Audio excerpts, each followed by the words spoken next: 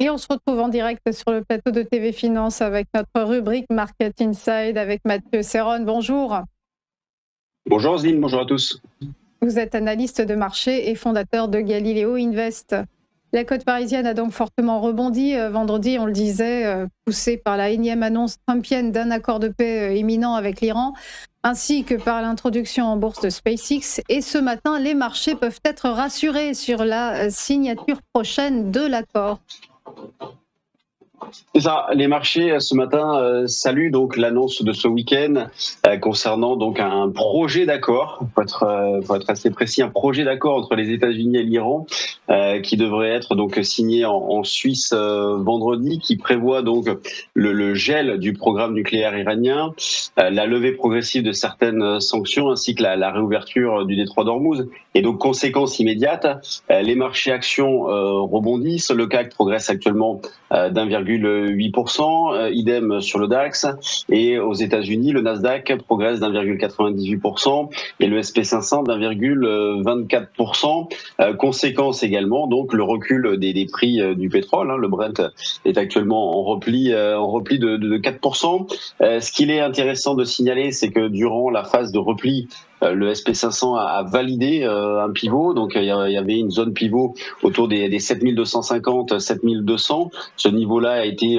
tenu. On avait d'une part un repère graphique et d'autre part un repère dynamique avec, comme vous le voyez ici, la moyenne mobile à 50 jours. On a exactement la même situation sur le Nasdaq aussi, avec une grosse zone support qui a été testée. Et ces niveaux-là, je vous en avais parlé ces dernières semaines, donc qui constituaient des pivots à moyen terme, ceci étant préservé, les probabilités donc de rebondir et donc de poursuivre à la hausse reste supérieure. Pendant ce temps-là, on fait toujours le même constat, même s'il y a du mieux, bien évidemment. Mais sur le fond, en Europe, on a le CAC et le DAX qui continuent de piétiner. Alors le CAC, là, je parle du futur. On aura d'ailleurs des échéances vendredi. On va être sur une échéance trimestrielle, donc on a énormément de dérivés qui vont arriver à expiration, et notamment donc le futur CAC 40 qui revient à proximité de ses plus hauts de l'année, mais qui continue de sous-performer. Mais chose intéressante à signaler, c'est qu'on assiste dans cette phase-là, et ça fait plusieurs jours qu'on le constate, on assiste à un retournement de valeurs qui ont été délaissées ces derniers temps. Je pense notamment aux valeurs du luxe. LVMH donc avait tenu sur la zone support autour des 440, et depuis la semaine dernière, un signal de retournement a donc été déclenché puisqu'il fallait franchir la zone des 500-505.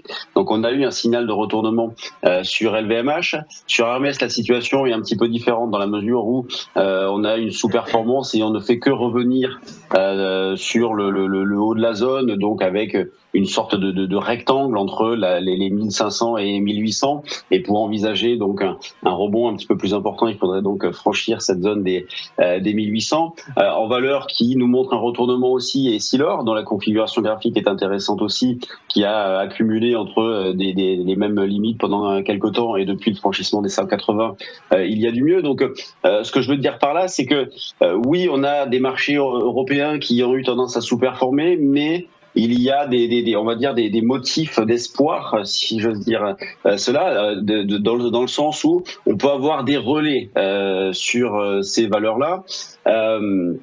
Moi, globalement, ma stratégie, elle n'a pas tellement changé.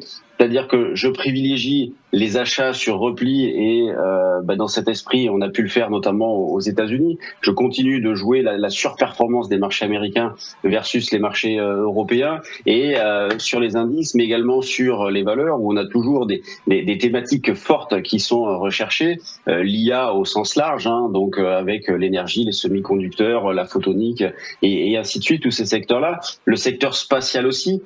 Vous parliez tout à l'heure de SpaceX, avec donc une introduction en bourse qui s'est bien passée, une hausse de 19%. Et dans le même secteur, on a des valeurs qui en ont fait les frais, des valeurs que nous surveillons que nous travaillons depuis des mois. Je pense notamment au concurrent direct, qui est beaucoup plus petit, bien évidemment, que SpaceX, qui est Rocket Lab, donc qui en a fait les frais dans la mesure où on a probablement eu des dégagements de position sur ces valeurs-là du spatial pour venir sur SpaceX. Donc Rocket Lab vendredi a perdu 10% et AST Space Mobile en a perdu 15. STS, c'est un concurrent direct à Starlink, donc qui a perdu 15%, mais qui reste des valeurs intéressantes à travailler, qui sont sur le fond bien orientées et dans les bonnes thématiques. Je reste convaincu qu'il y a de la place pour tout le monde et que SpaceX ne va pas non plus cannibaliser tout le secteur. Aussi le Bitcoin qui valide la zone des plus bas. Donc on a une zone support 60-65 000 qui constitue toujours une zone d'accumulation possible. À des fins de spéculation, il y a des opportunités plus intéressantes ailleurs et notamment sur des valeurs technologiques aux États-Unis ou éventuellement des retournements en Europe. Mais à des fins d'accumulation, 60-65 000 sur le Bitcoin est une zone intéressante. Et enfin, dans les catalyseurs que nous allons avoir cette semaine, qui s'annoncent assez chargés, outre la signature attendue en Suisse vendredi entre les États-Unis et l'Iran, donc du protocole d'accord, on va avoir plusieurs banques centrales qui vont se prononcer sur leur taux, notamment la Banque du Japon demain, la Banque de Suisse en fin de semaine, mais surtout la Banque centrale américaine. Et ça sera donc la première réunion donc de Kevin Warsh en tant que président de la Réserve fédérale américaine. Comme indiqué ici, un statu quo est largement anticipé puisqu'on est à quasiment 97% attendu pour des taux inchangés. Donc des marchés qui restent toujours bien orientés, qui ont donc validé des pivots et des catalyseurs assez forts cette semaine. Merci beaucoup Mathieu Serron pour votre décryptage. Et on précise que ce matin, le CAC s'envole de plus 1,64% au moment où on se parle. Merci beaucoup et belle journée à vous Mathieu Serron. Merci Rodine, bonne journée à vous aussi. À suivre le Flash Forex, on va retrouver Philippe Lermy. À tout de suite.